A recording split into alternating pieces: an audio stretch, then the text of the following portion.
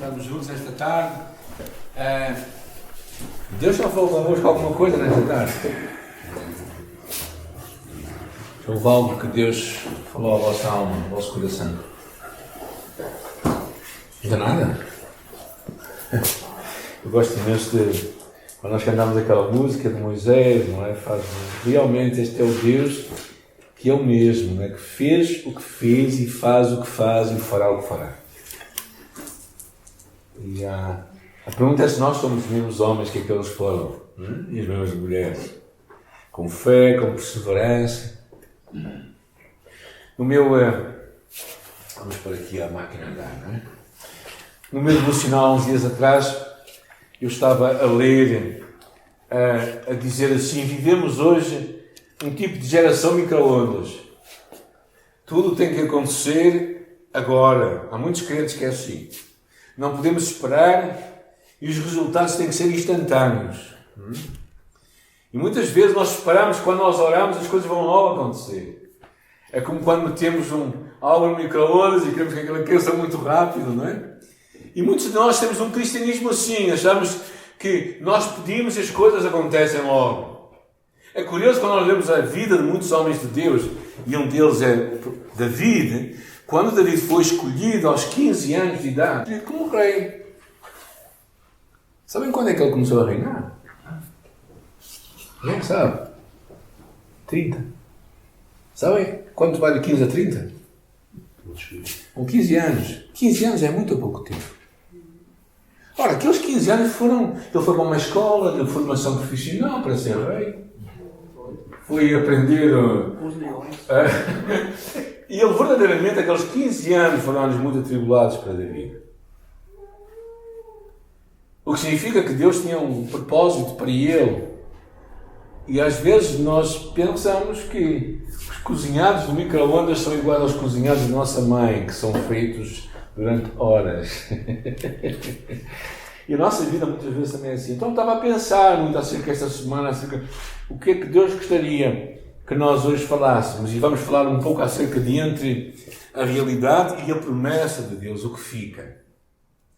E quero partilhar convosco 3 pensamentos que Deus tem vindo a trabalhar na minha alma, no meu coração. Deixa eu ver se isto funciona. Okay. Primeira coisa, começamos logo onde temos que começar. Ou seja, na vida haverá sempre momentos de dúvidas e questionamentos. Na vida que tu e eu passamos, sempre vamos ter momentos em que as coisas não vão estar como nós gostaríamos que estivessem. O pastor Rick Warren tem uma máxima que ele costuma dizer que ou nós estamos a entrar numa crise, ou a sair de uma crise, ou no meio de uma crise. Onde é que tu estás? Ainda não me identifiquei. Ainda não? Então estás aonde? Estás aí no meio, estás no baralho, não é? Verdadeiramente, é verdade. A vida traz estes... Estava a falar com um rapaz que é um plantador de igrejas, faz parte de um grupo que eu estou a ajudar, e ele estava com planos. Ele disse ao pastor: eu não vou assumir nenhum compromisso aqui onde eu estou agora, porque eu estou com projetos para mudar-me de cidade, para bem longe onde eu estou, para estar num novo projeto. Então não consigo fazer uma pesquisa de campo nem nada disso, não é?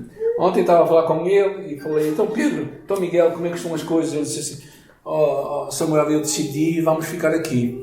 A minha esposa aconteceu uma doença autoimune, ela está a passar um tempo muito difícil e por isso nós não vamos poder mudar. Eu tinha que mudar de trabalho, tinha que dar aos nossos filhos adolescentes, por isso acho que vamos ficar aqui. A vida traz muitos momentos assim. Agora, o que é que nós podemos falar acerca disto? Quando nós pensamos acerca destes tempos de dúvidas, é curioso que Jesus disse: no mundo tereis aflições. Ele não disse que teremos alegrias.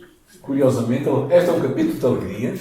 Jesus tem alegrias para nós, mas uma coisa que Ele quer garantir que tu e eu esperemos é que no mundo vamos ter aflições. Porquê? Primeira coisa, o mundo em que tu e eu vivemos está de perna para lá. Já percebeste disso, certo? Que há 2 semanas atrás, acho que houve 8 tornados nos Estados Unidos, numa semana. Ou seja, a Bíblia fala que o mundo aguarda a redenção. A própria natureza, como ela está completamente magoada, ela está debaixo do pecado. E o pecado, quando veio ao mundo, verdadeiramente ele mudou o mundo. O mundo é justo, Estás à espera de que o mundo seja justo? Enganas-te. São expectativas que não são muito viáveis para ter. Porque o mundo em que tu e eu vivemos é um mundo que está, muitas vezes, e algumas vezes nós também sofremos consequências dos erros dos outros. Certo? Um amigo meu, por exemplo, estava a formar-se como médico, casado, recém-casado, e numa estrada em que ele ia conduzir, um alcoólico do outro lado foi contra ele morreu ali. Porquê? A única coisa que eu posso dizer é que vivemos num mundo que não é muito de fiar, um mundo completamente mudado. É curioso que, ou seja, há um certo descanso que nem sempre aquilo que acontece na nossa vida é resultado das nossas escolhas. Agora, também pode ser resultado das nossas escolhas. Por exemplo, se nós nos entusiasmamos com compras e vamos gastar muito dinheiro, o que temos que esperar no final do mês é que as contas vão bater lá, não é? Às vezes eu costumo pensar, alguém que seja compulsivo a gastar dinheiro e ora assim a Deus, Deus manda-me um anjo com dinheiro para pagar a minha conta. Se Deus mandasse um anjo naquela altura, o que é que ele fazia a seguir? Gastava outra vez. Ou seja, Deus às vezes tem os processos também para nos ensinar, não é? Ou seja, vivemos num mundo que e há dúvidas, há momentos de incerteza, há momentos em que nós não temos respostas. É curiosa a história de um homem chamado Abacuque, não é? Que vira-se para Deus e que lhe diz isto. É muito interessante. Ele diz assim: pôr-me-ei na minha torre de vigia, colocar-me-ei sobre a fortaleza e vigiarei em ver o que Deus me dirá e que resposta dará à minha queixa. Abacuque estava-se a queixar a Deus por muitas coisas. Estava um bocado incomodado com uma série de coisas que ele tinha perguntas a Deus e Deus parece que não estava a trazer respostas. Deus trouxe respostas. E no capítulo 13 o que é que ele diz? É interessante. Tenho ouvido ao Senhor as tuas declarações e me sinto... Em vez de ser esclarecido, ele ficou alarmado. Ou seja, Deus, eu ouvi o que tu disseste, eu estou alarmado agora. Mas de repente ele diz, aviva ao Senhor a tua obra. E naquele capítulo 13, o que é que ele diz no final? Ainda, e a figueira não floresça. Ou seja, mesmo que tu não venhas de encontro às minhas perguntas, mesmo que tu não respondas aos meus questionamentos, mesmo que as dúvidas continuem, mesmo que as coisas estejam incertas e inseguras, mesmo que as coisas não aconteçam como eu gostaria, mesmo assim eu vou confiar em ti. Porquê? Porque ele percebe uma coisa, que Deus não é necessariamente aquele que vai responder às nossas perguntas todas, como nós gostaríamos, ou como nós esperamos. Porque muitas vezes o que ele quer é este intervalo em que tu e eu podemos aprender a confiar. O sábado de Páscoa é tão Páscoa quanto sexta-feira e domingo. Mas o sábado, o que acontece no sábado? O que aconteceu no sábado da Páscoa? Nada, dizem alguns. Parece que nada. Acontece o silêncio. O silêncio de Deus. A agonia dos discípulos. Será que ele vai ressuscitar? Será que não vai? Será que aquilo que ao final disse ia acontecer, vai acontecer? Ou será que não vai acontecer nada? No sábado de Páscoa, é aquele momento em que Pedro pensa na sua traição. Uma vez que traiu Jesus 3 vezes, negou Jesus 3 vezes. O sábado de Páscoa, aquela altura em que os discípulos perguntaram, na altura em que eu devia estar comigo, eu dei ao sol, eu fui sozinho. São estes momentos de dúvidas. E a vida sempre vai ter momentos assim. Enquanto eu preparava esta mensagem, à minha memória veio 2 imagens. Uma imagem de um povo que hoje está em sofrimento profundo, o povo da Ucrânia, os nossos irmãos ucranianos hoje. A minha memória veio os meus amigos, particularmente de Moçambique, que eu tenho lá muitos amigos, que com as cheias de Zambeze para ter umas colheitas todas. e perderam a possibilidade de comprar sementes para ter novas colheitas. Veio uma memória de que tu e eu vivemos num grupo que são possivelmente 20% dos mais felizados deste mundo. Os outros 80% vivem numa miséria muito profunda. Muitas perguntas. Estes tempos difíceis de suportar com Deus, imagina como será suportá-los sem Deus. E a segunda coisa que é interessante também pensar que nesta altura os discípulos, no nosso culto de ressurreição, vê uma mensagem muito interessante que a Rosário trouxe, a meditação dela, quando ela falava acerca dos discípulos, em Mateus 28, que diz: e seguiram os 11 discípulos para a Galileia, para o monte que Jesus lhes designara. Os 11. Judas já não estava lá.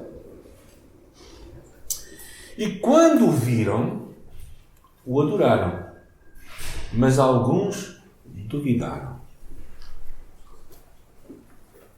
Se eu te perguntasse se tu visse Jesus, tu ias duvidar? O que é que tu respondias? Não. Eles duvidaram. Se calhar eu iria duvidar. Ou seja, nem sempre ver Jesus, nem sempre ter Jesus à nossa frente vai responder a todas as perguntas. Vai haver momentos em que aquelas perguntas vão estar lá.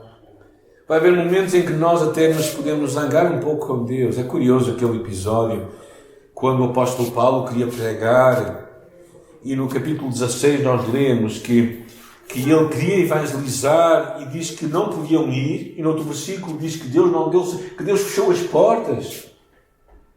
Como é que este Deus que quer que se leve o evangelho a todo mundo fecha portas? E este episódio dura meses, não dura umas horas, dura meses.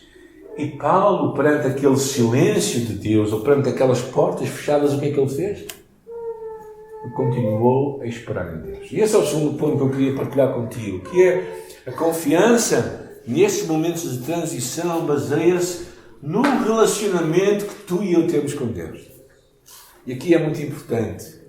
É muito importante perceberes que o relacionamento vem desta proximidade que tu tens com Deus, desta fé que se desenvolve enquanto tu caminhas ao seu lado, enquanto tu exerces a tua fé, enquanto tu lês a tua palavra, enquanto tu oras a Deus. As disciplinas espirituais, que é a oração, a leitura da palavra, tempos de solitude, jejum, fazem crescer o reino de Deus em nós. Fazem que Deus cresça em nós e que nós comecemos a perceber quem Deus é. E se calhar a chave para ti e para mim, podemos avançar na nossa vida, mesmo com estes questionamentos todos, é tu conheceres a Deus. E quando eu pensava nisso, veio algumas imagens à minha mente. Primeiro, uma delas foi de um homem que eu gosto muito, que é Abraão. Um homem foi Jesus, não é? Vamos passar outra vez para aquele episódio de Getsemane, quando ele diz: a minha alma está profundamente triste até à morte. Jesus triste. Havia um corinho que eu cantava que dizia assim: não pode estar triste o coração que ama a Cristo. Eu acho que não liam este versículo, não é? Há momentos em que a tristeza virá a nossa vida. Jesus dizia: a minha alma está triste até à morte. E naquele momento é muito interessante, porque ele, adiantando-se um pouco, postou-se o rosto em terra e disse: o que é que ele diz? Meu Pai. É interessante esta palavra que Jesus usa, meu Pai. O português de Portugal diria paizinho, o brasileiro paizão. Meu Pai. Este relacionamento que Jesus tinha com Deus, chamando de Pai. A sua oração: Pai nosso que está no céu.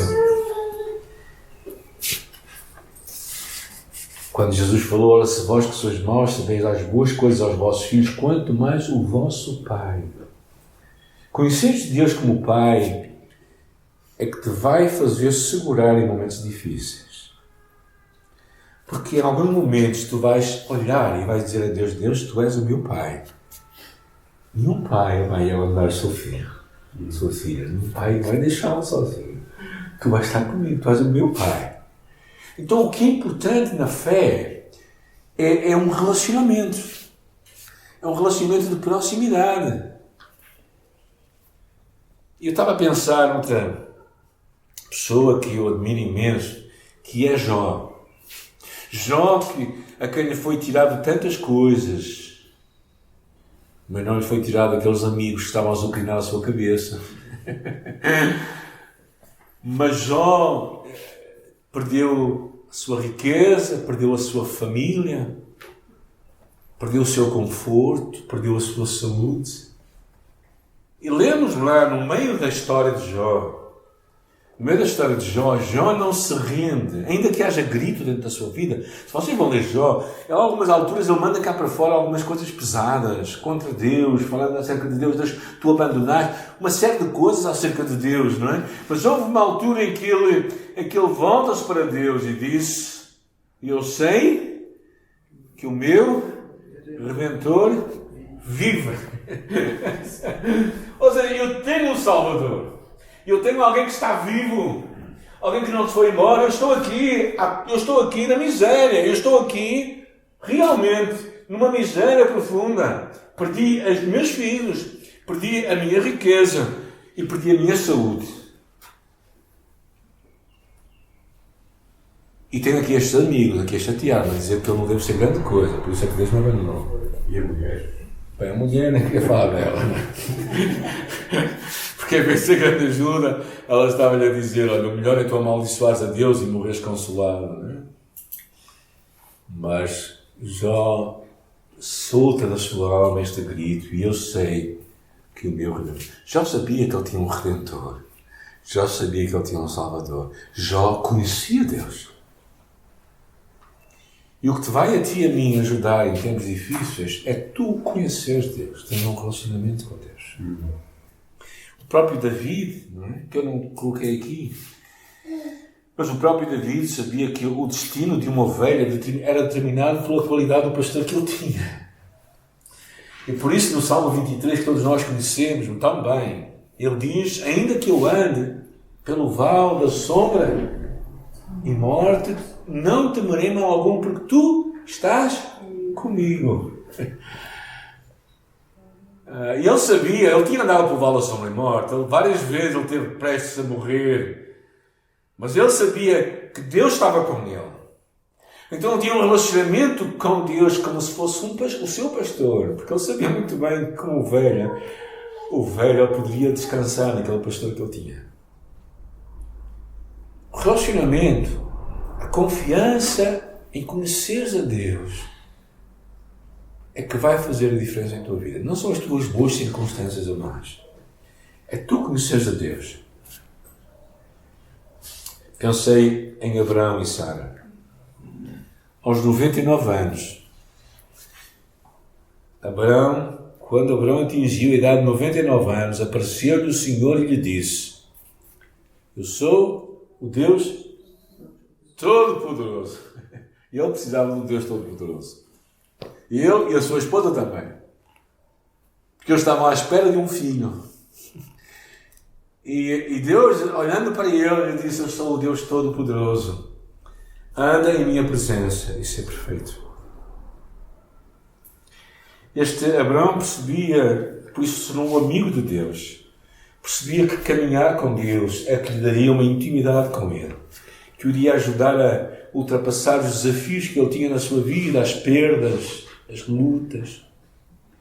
E é muito interessante que no capítulo seguinte, capítulo 18, versículo 19, ele diz assim, quando o anjo aparece àquela mulher, diz assim: acaso haverá alguma coisa difícil para o Senhor? Deus, o Todo-Poderoso, é o Deus das impossibilidades e das causas perdidas.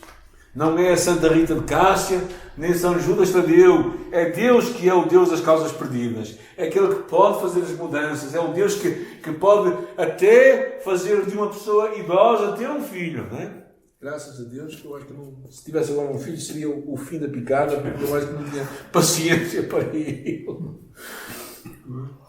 Mas imagina aos 99 anos, não é? Aos 100 anos. Mas é interessante, Abraão conhecia Deus e Abraão falava com Deus. Muito interessante.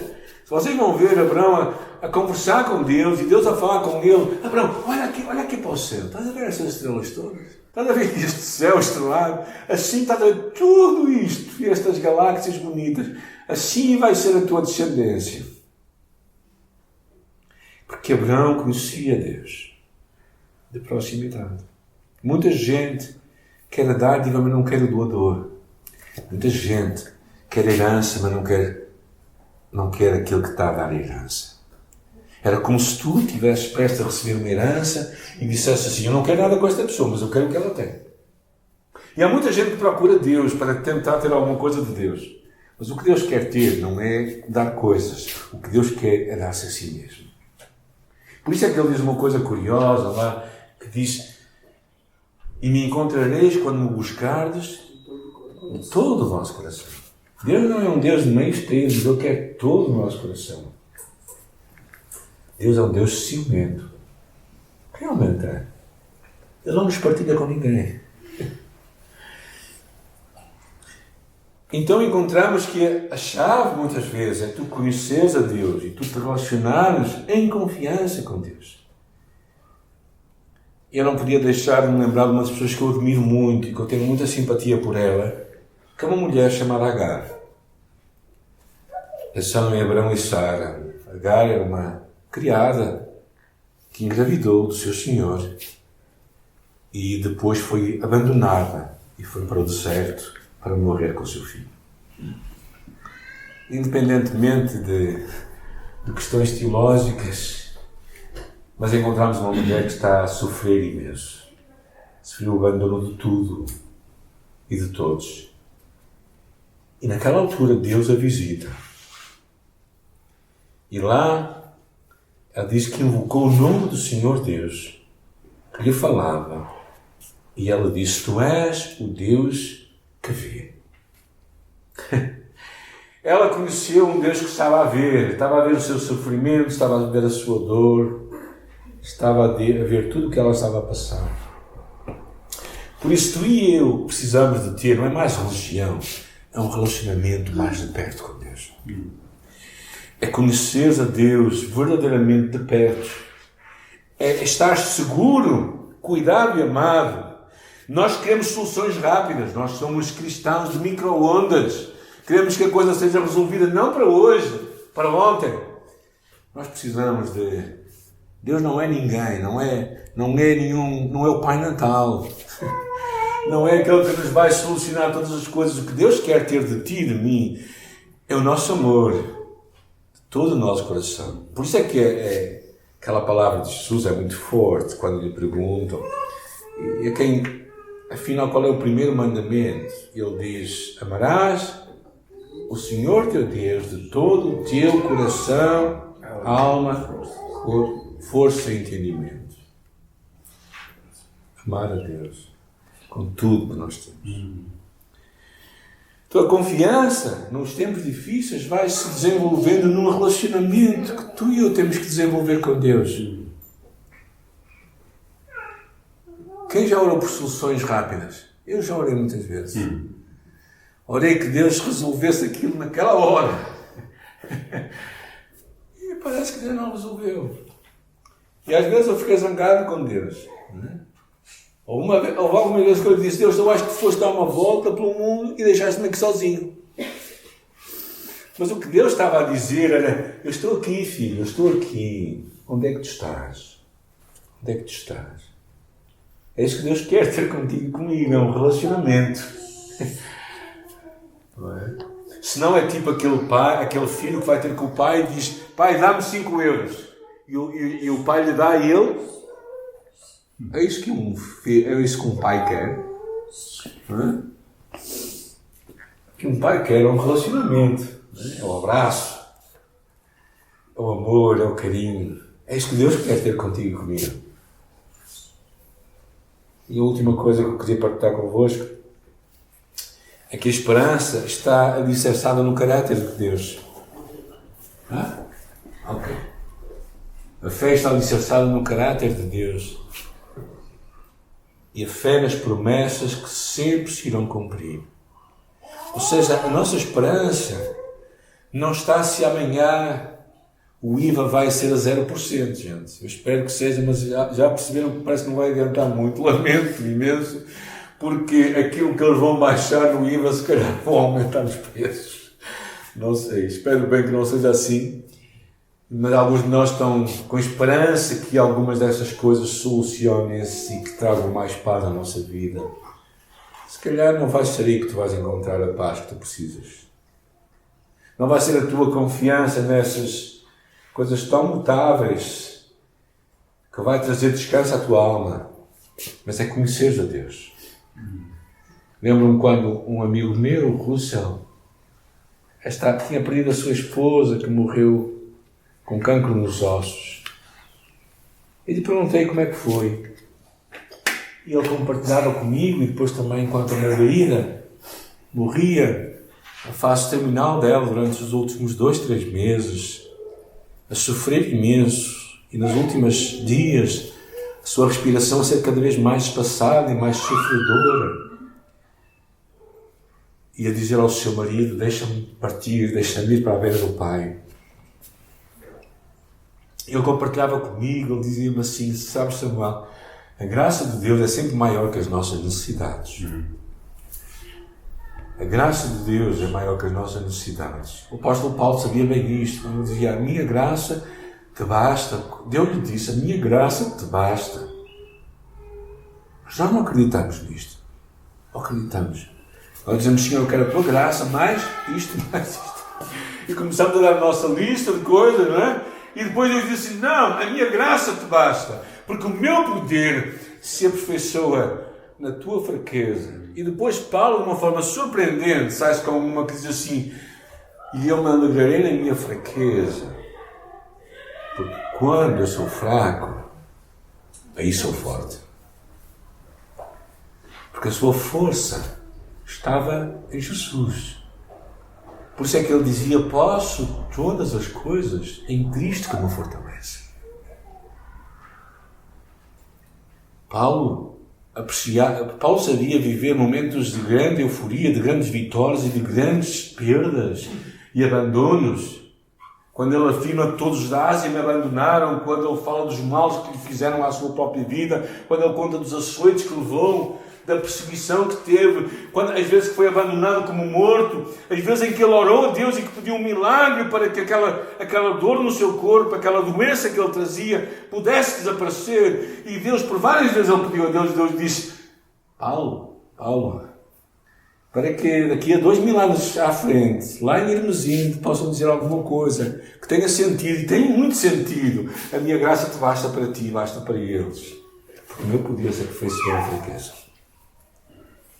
A esperança não está que as coisas vão mudar. A esperança está no caráter de Deus, no Deus que é o nosso Pai, que é o Todo-Poderoso, que é o nosso Pastor, que é aquele que vê. A nossa esperança está nele. E eu pus alguns versículos aí, mas havia tanto para pôr aí. Não é? Quando diz aí, gosto imenso dessa passagem em Hebreus que diz: guardamos firme a confissão da esperança sem vacilar, porque quem fez a promessa é fiel. É como tu falas com alguém que diz assim: eu preciso da tua ajuda, e a pessoa diz assim: eu vou te ajudar. E a pessoa depois esquece. Quando enfrentamos uma doença grave, quando temos coisas sem resposta, precisamos de lembrar os desafios de Deus, não se tentando nas coisas que se veem, mas nas que se não veem, porque as que se veem são temporais, mas aquelas que não se veem são eternas. Então, nos tempos de dificuldades, de lutas, o que Deus quer ter em ti e em mim é em nós aprendermos a confiar nele, desenvolvemos um relacionamento com ele. O relacionamento que vai trazer uma perspectiva de esperança em nossa vida. Porquê? Por causa do caráter de Deus, por causa de quem Deus é. E nesta manhã, enquanto eu estava a terminar de ler e reler e orar e voltar a orar, porque eu sempre fico com um formigueiro aqui quando trago a palavra de Deus, e há dias que até mais formigas que outras, não é? Este foi um deles. Deus trouxe a minha palavra, o meu pensamento, esta palavra, o livro de Isaías capítulo 43, que diz: mas agora assim diz o Senhor que te criou, que te formou. Não temas, porque eu te remi. Pensa em Deus a falar contigo hoje, não é? Pensa em Deus a falar contigo hoje, não é? Dizer-te assim: não temas, porque eu te remi. Eu chamei-te pelo teu nome, tu és meu. Quando passares pelas águas, eu serei contigo. Quando pelos rios, eles não te submergirão. Porquê? Quando passares pelo fogo, não te vais queimar. E a chama não vai arder em ti. Porque eu sou o Senhor, teu Deus, o Santo de Israel, o teu Salvador. E depois também é impressionante, quando ele diz: dei o Egito por teu resgate. Não está a falar, claro, acerca da nação de Israel, mas eu creio que se Deus fala isto de Israel, fala isto para ti, para mim também. Porque Ele deu o seu Filho, que tinha de mais precioso por nós, como não dará nações por nós. E depois diz: visto que foste precioso aos meus olhos, digno de honra, e eu te amei. No versículo 5 diz: não me temas, porque eu sou contigo. É interessante que não é eu estou contigo. Também é verdade. Mas eu sou contigo. Que significa que onde tu estiveres, onde tu fores, Deus estará lá contigo também. Então, não sei se vocês veem isto como umas boas notícias ou más notícias para vocês. Porque, verdadeiramente, eu vos quero encorajar a ver a vida, a esperar da vida coisas boas e coisas más. Eu quero vos encorajar a esperar tempos bons e tempos maus, tempos difíceis e tempos de luta, e tempos de alegria também. A certeza temos uma, que Jesus disse de uma forma bastante enfática, é que no mundo teremos aflições, não é? Não fala muito de que Ele nos dará alegria, mas que Ele realmente vai trazer alegria para a nossa vida. Mas então é uma realidade, porque vivemos num mundo completamente conturbado, um mundo tomado também pelo pecado, um mundo em que muitas vezes tu e eu fazemos más escolhas na vida, um mundo em que tu e eu muitas vezes recebemos maus resultados do trabalho dos outros e das pessoas com quem nós nos relacionamos, e por isso às vezes somos beneficiários do mal dos outros, sem termos culpa disso. Mas uma coisa que nestes momentos em que nós passamos isso, o que Deus nos chama a ti e a mim é um relacionamento. O que tu e eu vamos ser tentados é: Senhor, afasta de mim este cálice. Certo? Bem, se calhar Deus nos vai dizer: bem, este cálice é mesmo para ti. Por isso é que Jesus disse: se aquele que me seguir tome cada dia a sua cruz e siga-me. Claro que eu sei que todos nós achamos que a nossa cruz é mais pesada. Termino com uma história para vos encorajar daqueles peregrinos que iam para o céu e levavam as suas cruzes, e um deles estava sempre a queixar: a minha cruz é mais pesada de todas. Não é? E numa certa noite, enquanto todos dormiam, eles deitaram-se. E pela madrugada, antes que os outros acordassem, ele começou a ver qual era a cruz mais leve. O que é que ele fez? Pegou na cruz mais leve. Mas, para a surpresa dele, o dia a passar, percebeu que aquela afinal era a cruz dele. Ou seja, Deus não te vai dar um desafio na tua vida, não vai trazer algo à tua vida para que tu sejas derrotado, mas Ele te vai dar a vitória e a alegria de viveres um relacionamento com Deus. E saberes que os teus resultados de fé não são teus, mas no final são Deus que age em ti e que está em ti a formar um novo homem, uma nova mulher. Como naquela história que se calhar vocês conhecem, daquele homem que teve aquele sonho que Deus falou com ele, que disse: empurra esta pedra. Conhecem a história? Uma pedra muito grande. Ele diz: empurra esta pedra com toda a tua força. Ele começou a fazer isso todos os dias. Ele começou a fazer isso.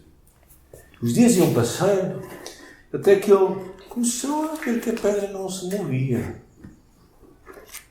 E passado um tempo, ele deixou de empurrar a pedra. E começou a falar com Deus. E disse, Deus, afinal... Ele disse, mas olha lá, alguma vez eu te disse que a pedra se ia mover? O que é que eu te disse? Empurra a pedra.